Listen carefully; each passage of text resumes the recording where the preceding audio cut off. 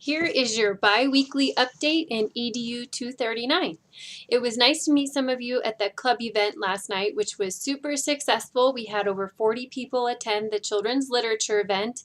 So you'll see that we have monthly club events and you're welcome, but not required, to come to any or all of them. And if you do come, please introduce yourself. Sometimes I feel like I know there are a few of my online students in the room, but based on the pictures in Blackboard or the short bios, I can't always find you. So it's great when you come up to me and introduce yourself.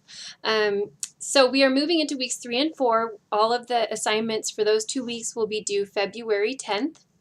We're going to cover learning outcome 3 and 4. So by the end of these 2 weeks, you'll know the legal, historical, and educational reasons for SEI, as well as program options for ELLs. And that's where it gets a little controversial.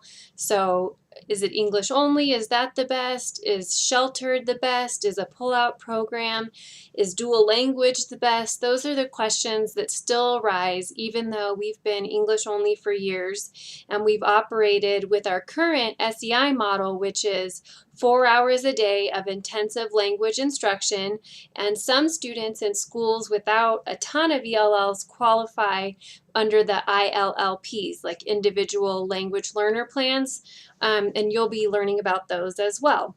So I look forward to reading in the discussion board area this week your experiences or your perspective and opinion on the programs Arizona has in place. I will sometimes play the devil's advocate just from hearing stories about others and their experiences as a language learner or in other places where they did it differently. So I may be in there saying, have you ever thought about? But truth be told, there isn't a one-size-fits-all program that every student will respond to 100% of the time.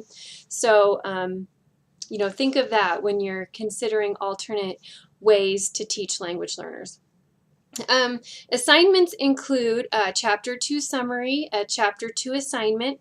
You have 2 articles that you'll need to summarize and respond to or review. And then in the discussion board area, you will be listing factors that affect second language learners.